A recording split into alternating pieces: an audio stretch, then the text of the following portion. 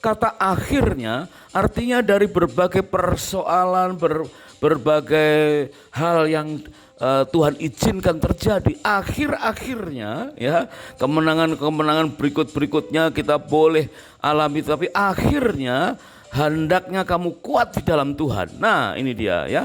Jadi kemenangan yang paling utama yaitu kuat di dalam Tuhan, di dalam kekuatan kuasanya. Berarti kita tidak bisa lagi mengandalkan kekuatan secara ekonomi, ya. Tidak bisa lagi kita mengandalkan kekuatan secara jiwani, ya, secara fisik, ya. Tetapi yang utamakan kita adalah kuat di dalam Tuhan, di dalam kekuatan kuasanya. Ya, dan kenakanlah seluruh perlengkapan senjata Allah. Artinya benar-benar secara spiritual kita harus memiliki fokus, ya, prioritas yang pertama. Di dalam Ibrani pasal yang ke-12 ayat yang ke-14 firman Tuhan berkata, kejarlah kekudusan, sebab tanpa kekudusan tidak seorang pun akan melihat Tuhan. Nah, ini berarti bahwa area kemuliaan atau area C spiritual itu harus didasari dengan cara mengejar kekudusan. Kita harus peka terhadap hal-hal yang membuat Tuhan itu muak, Tuhan tidak disenangkan. Kita harus hati-hati dengan dosa-dosa kecil, ya, meskipun itu katakanlah dosa atau berbohong demi kebaikan, ya, white lie, dosa putih, itu harus kita hindari. Karena fokus kita benar-benar harus berkata kepada Tuhan demi kekudusan, supaya kita mampu melihat Tuhan, ya.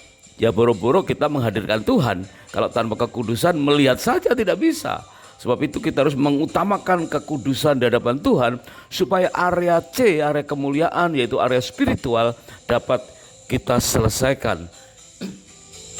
Di dalam Matius pasal yang kelima ayat yang ke-34 dan 37, bagaimana kekudusan itu mempunyai makna yang sangat sensitif, tetapi sebetulnya mudah untuk dirumuskan. Karena firman Tuhan mengajarkan, jika ya, hendaklah kamu katakan ya. Jika tidak, hendaklah kamu katakan tidak. Apa yang lebih daripada itu berasal dari si jahat. Nah, mari kita lebih sensitif lagi sekarang tentang kekudusan, yaitu antara ya dan tidak. Ada dua analogi yang perlu kita pelajari ketika kita mempelajari keruntuhan dari gereja-gereja atau keluarga di kota Sardis.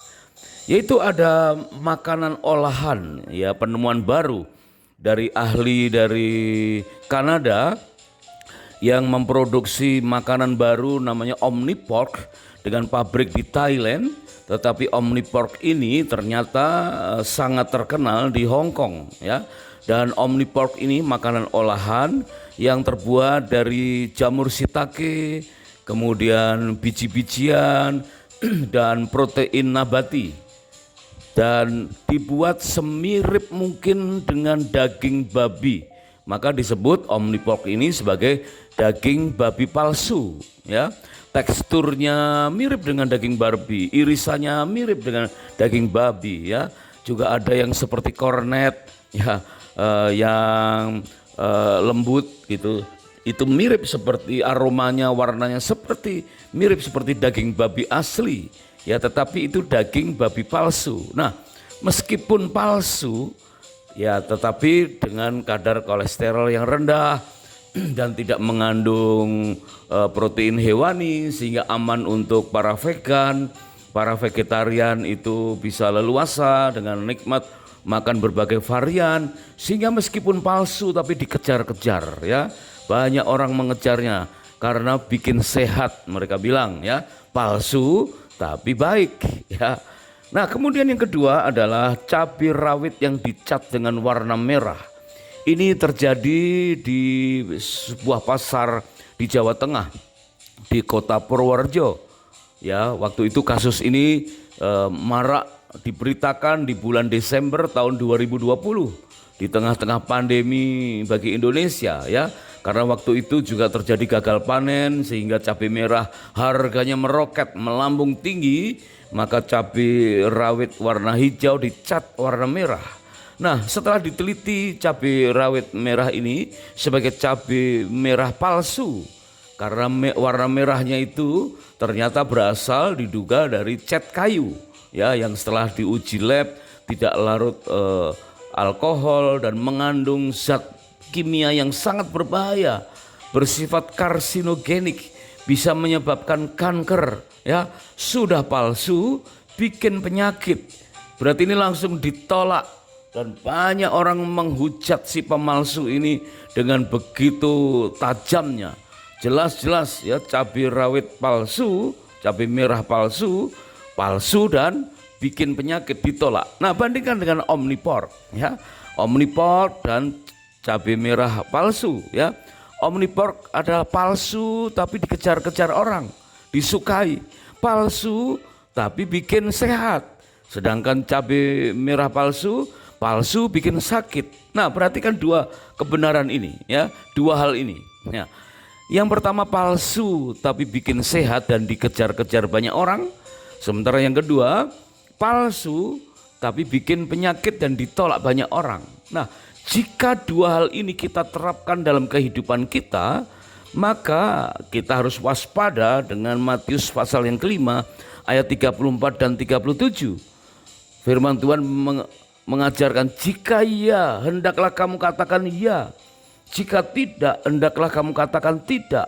Apa yang lebih daripada itu berasal dari si jahat.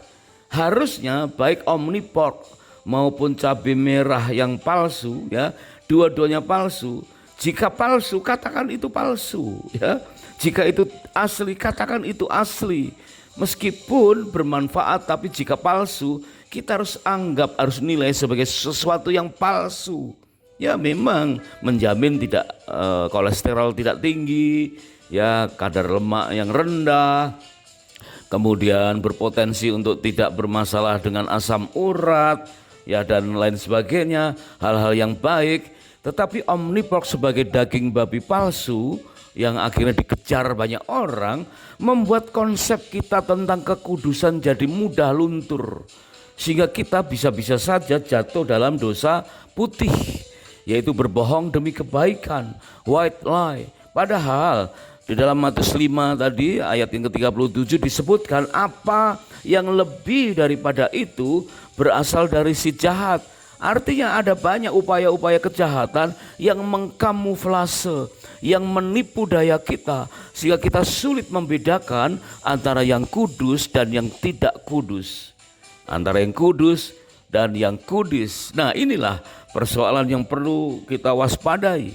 Mungkin saja keluarga-keluarga di kota Sardis sulit membedakan antara ya dan tidak, ya, antara agapao, antara hal yang baik, antara kalos dengan yang kakos, yang baik dan yang jahat, sehingga unsur spiritual mereka akhirnya dikatakan, mereka mengatakan Yahudi, ya tetapi tidak demikian sesungguhnya, mereka pendusta. Nah, sebab itu hari ini kita perlu mewaspadai area yang pertama sebagai gunung kemenangan yang pertama, yaitu area spiritual. Bapak, ibu, suami, istri yang sedang mengadakan honeymoon yang kedua, maka kita sekarang harus segera ke area yang kedua. Itu merupakan benteng atau bunker yang terkuat berikutnya. Ya, dua-duanya ini melengkapi, ya, yaitu area C kemuliaan, ya spiritual, dan area F yaitu area family, area kekuatan. Kita akan belajar bagaimana supaya area F atau area kekuatan ini benar-benar menjadi kuat sebagai bunker, sebagai bunker perlindungan kita, ya melebihi tempat pekerjaan nuklir yang dilakukan oleh Iran, ya 100 meter di bawah tanah di balik gunung, ya, sehingga dikatakan Israel gagal merusak fasilitas nuklir itu. Yaitu kita hari ini, zaman ini, harusnya kita berani berkata bahwa area family, area F, area kekuatan benar-benar jauh di bawah sana, ya, atau tinggi di atas sana bersama dengan Tuhan, ya, yang akan membuat kita mempunyai bunker pertahanan yang terkuat pada segala zaman, yaitu keluarga. Nah, sekarang kita akan baca dalam 1 Timotius 5 ayat yang ke-8. Firman Tuhan menegur kepada kita betapa pentingnya kita harus memperkuat unsur family. Firman Tuhan berkata, tetapi jika ada seorang yang tidak memeliharakan sanak saudaranya, apalagi seisi rumahnya, orang itu murtad dan lebih buruk dari orang-orang yang tidak beriman. Nah, berarti bunker F atau family atau area kekuatan ini menjadi tolok ukur apakah kita dinilai sebagai orang beriman atau tidak beriman, ya, orang murtad atau orang yang saleh. Karena begitu kita lalai memeliharakan sanak saudara, apalagi seisi rumah, ya, salah satu dari rumah tangga kita terlantar secara rohani maupun jasmani, maka kita akan dihakimi oleh Tuhan, dikatakan kita sebagai orang murtad dan lebih buruk dari orang-orang yang tidak beriman. Ada contoh dari dua keluarga yang bisa kita pelajari hari ini, yaitu yang pertama keluarga Jonathan Edward dan yang kedua adalah keluarga Mark Jukes. Ya, mereka berdua itu hidup di sekitar tahun 1700 sekian. Kemudian keluarga mereka berkembang dengan banyak keturunan di tahun 1800-an dan di awal tahun 1900 diteliti oleh seorang mahasiswa di sebuah kampus di Amerika dan mendapatkan data-data yang sangat mengejutkan. Jonathan Edward yang tadinya seorang pengusaha akhirnya menjadi seorang revivalist dan keturunannya disebutkan sangat-sangat banyak dan sangat-sangat baik, ya. Dikatakan ada 13 orang dari keturunan Jonathan Edward yang menjadi rektor, 65 orang menjadi profesor, 75 orang menjadi jenderal militer, 80 orang jadi public servant, ya, dari tokoh masyarakat yang sangat terkenal, dan 60 orang menjadi pengarang buku yang sangat terkenal, 60 orang menjadi dokter, 30 orang jadi hakim, 100 orang jadi pendeta, 100 orang jadi lawyer, 3 orang menjadi anggota senat, dan seorang menjadi wakil presiden Amerika Serikat. Wah, luar biasa, ya. Keluarga berkembang menjadi keluarga yang sangat besar dan orang-orangnya dikenal sangat baik di masyarakat. Jonathan Edward perlu kita contoh, ya. Kemudian yang kedua adalah Mark Jukes. Ya, Mark Jukes ini juga awalnya seorang pengusaha, ya, kemudian menikah dengan seorang wanita bernama Ida Take. Dan Ida Take ini memproklaim dirinya dia bukan ateis. Dia percaya Tuhan itu ada, tetapi dia mengambil sikap agnostik. Ya, tidak mau beribadah atau menyembah Tuhan meskipun Tuhan itu ada, ya. Sehingga kesaksian anak-anak mereka dikatakan tidak pernah mereka itu diajak ke gereja, padahal mereka hidup di negara yang mayoritas Kristen, ya, lingkungannya Kristen. Sehingga Mark Jukes ini dikenal, ya, akhirnya menjadi pemabok, penjudi, jatuh bangkrut, ya, dan selama 100 tahun keturunannya diteliti, ditemukan, dan ternyata ada 310 dari keturunan Mark Jukes yang mati di penjara. Nah, berarti ada kasus-kasus yang berat, ya. Kemudian ada 150 orang yang dikenal dari keturunan Mark Jukes ini sebagai kriminal. Wow, melakukan berbagai macam kejahatan. Dan 7 orang di antara keturunan Mark Jukes dikenal sebagai pembunuh. Dan 100 orang lebih pemabok. Dan 190 orang itu ditemukan di area-area prostitusi. Aduh, sangat memprihatinkan. Awalnya kedua keluarga ini sama-sama sebagai pengusaha dan kemudian selama 100 tahun berkembang semacam menjadi marga yang besar, ya.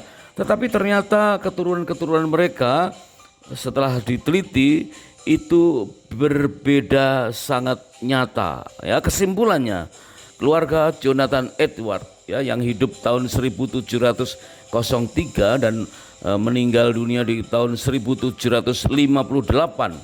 Jadi sebetulnya relatif tidak terlalu berusia panjang, ya, sekitar 55 tahun usia Jonathan Edward. tapi keturunannya ratusan atau bahkan ribuan keturunan selama 100 tahun. Dan kesimpulannya, keturunan Jonathan Edward ini sulit kita temukan satu orang brengsek di antara keluarga Jonathan Edward. Karena keturunan Jonathan Edward semuanya baik. Wow, ini suatu penilaian yang sangat indah yang perlu kita teladani, ya. Kekuatan family, rumah tangga, bunker pertahanan, ya, kekuatan yang sangat luar biasa, sehingga benar-benar dikatakan sulit menemukan satu orang brengsek di antara marga Jonathan Edward. Nah sebaliknya, Marjuk, ya, kesimpulannya sulit menemukan satu orang yang baik di antara keluarga Marjuk karena keturunannya brengsek semua. Aduh, sangat memprihatinkan, ya. Bahkan di tahun 2008 ada seorang narapidana, ya, yang beredar fotonya di media sosial 2008, belum terlalu lama, ya. Itu ternyata juga memiliki nama akhir Max Jux, dan ini adalah salah satu dari keturunan keluarga besar Max Jux dan Ibu Ida Take, ya, yang memproklaim dirinya sebagai agnostik. Nah, berarti dua keluarga ini memiliki daya tahan yang berbeda-beda, ya. Mungkin mereka secara fisik punya bunker, ya. Mungkin saja awalnya mereka berencana memperkuat rumah tangganya dengan berbagai macam cara. Tetapi waktu berlalu akhirnya terbukti bahwa rumah tangga ada yang bertahan dan ada yang tidak bertahan. Nah, apa yang dikatakan oleh Tuhan Yesus tentang rumah tangga semacam ini? Di dalam Matius pasal yang ke-12 ayat yang ke-25, firman Tuhan berkata, Yesus mengetahui pikiran mereka, lalu Tuhan Yesus berkata, setiap kerajaan yang terpecah-pecah pasti binasa, dan setiap kota atau rumah tangga yang terpecah-pecah tidak dapat bertahan. Nah, mungkin inilah manifestasi atau contoh dari rumah tangga yang ada di kota Sardis, ya, yang pekerjaannya tidak didapati sempurna, keluarganya mungkin terpecah-pecah, ya, rumah tangganya terpecah-pecah, dan ini memenuhi hukum yang diucapkan oleh Tuhan Yesus, ya. Kembali dia berkata, setiap kerajaan yang terpecah-pecah pasti binasa, dan setiap kota atau rumah tangga yang terpecah-pecah tidak dapat bertahan. Dan Markus pasal yang ketiga, Injil Markus pasal 3 ayat yang ke-25, firman Tuhan berkata, dan jika suatu rumah tangga terpecah-pecah, rumah tangga itu tidak dapat bertahan. Kemudian Lukas 11 ayat yang ke-17, tetapi Yesus mengetahui pikiran mereka lalu berkata, setiap kerajaan yang terpecah-pecah pasti binasa, dan setiap rumah tangga yang terpecah-pecah pasti runtuh. Jadi dikatakan tidak dapat bertahan, ya, pasti runtuh, ya, dan terpecah-pecah. Itulah, ya, yang terjadi bagi keluarga-keluarga di kota Sardis, dan bisa saja terjadi bagi keluarga-keluarga di zaman ini jika tidak membangun bunker, yaitu kekuatan family, ya, keluarga dengan mengandalkan area kemuliaan atau area C. Di dalam Lukas 11 ayat yang ke-21, firman Tuhan memberikan nasihat kepada kita, apabila seorang yang kuat dan yang lengkap bersenjata menjaga rumahnya sendiri, maka amanlah segala miliknya. Ayat yang ke-22, tetapi jika seorang yang lebih kuat daripadanya menyerang dan mengalahkannya, maka orang itu akan merampas perlengkapan senjata yang diandalkannya dan akan membagi-bagikan rampasannya. Wow, berarti tidak cukup dengan mempunyai senjata yang lengkap, ya, tetapi kita harus menjaga, ya, dengan senjata yang lengkap itu harus menjaga rumah tangga kita, menjaga supaya aman, ya, supaya tidak ada pihak lain yang lebih kuat atau singa yang berjalan berkeliling yang akan merampas senjata kita dan melumpuhkan rumah tangga kita. Di dalam Kejadian pasal yang ke-11 ayat 1 sampai dengan ayat yang ke-8, itu ada satu contoh tentang pentingnya unity. Disebutkan ada unity, ada kesatuan dari sebuah kota, karena waktu itu bangsa-bangsa belum menyebar. Ya, Kejadian 11 ayat yang pertama dikatakan, adapun seluruh bumi satu bahasanya dan satu logatnya. Wow, berarti ada unity yang kuat. Ya, karena seluruh bumi itu satu bahasanya, satu logatnya. Jadi mudah untuk berkomunikasi. Kemudian ayat yang kedua, maka berangkatlah mereka ke sebelah timur dan menjumpai tanah datar di tanah Siniar. Lalu menetaplah mereka di sana. Ayat yang ketiga, mereka berkata seorang kepada yang lain, marilah kita membuat batu bata dan membakarnya baik-baik. Lalu bata itulah dipakai mereka sebagai batu dan tergala-gala sebagai tanah liat. Juga kata mereka, ayat yang keempat, marilah kita dirikan bagi kita sebuah kota dengan sebuah menara yang puncaknya sampai ke langit. Dan marilah kita cari nama supaya kita jangan terserak ke seluruh bumi. Lalu turunlah Tuhan untuk melihat kota dan menara yang didirikan oleh anak-anak manusia itu. Nah, inilah ayat yang ke-6, Kejadian 11. Dan Tuhan berfirman, mereka ini satu bangsa dengan satu bahasa untuk semuanya. Wah, perhatikan ini ya. Inilah sesuatu yang penting. Satu bangsa dengan satu bahasa. Ini barulah permulaan usaha mereka. Mulai dari sekarang apapun juga yang mereka rencanakan, tidak ada yang tidak akan dapat terlaksana. Ya, coba kita ulang ya. Mulai dari sekarang apapun juga yang mereka rencanakan, tidak ada yang tidak akan dapat terlaksana. Alias apa yang mereka rencanakan selalu terlaksana.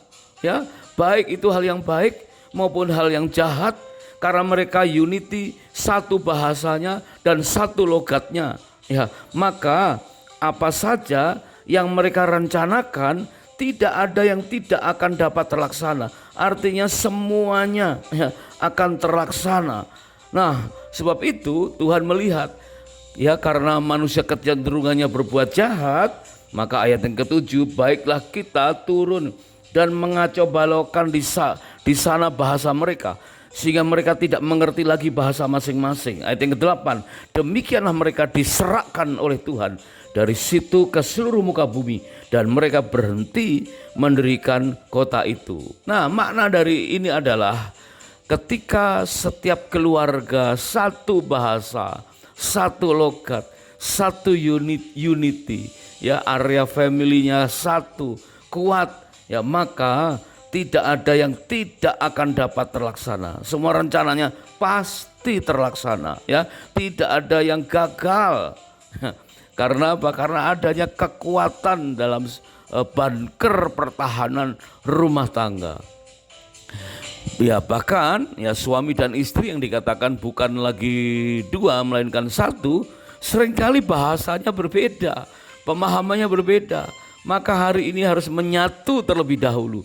Suami dan istri harus menjadi titik awal untuk membangun bunker pertahanan bagi rumah tangga.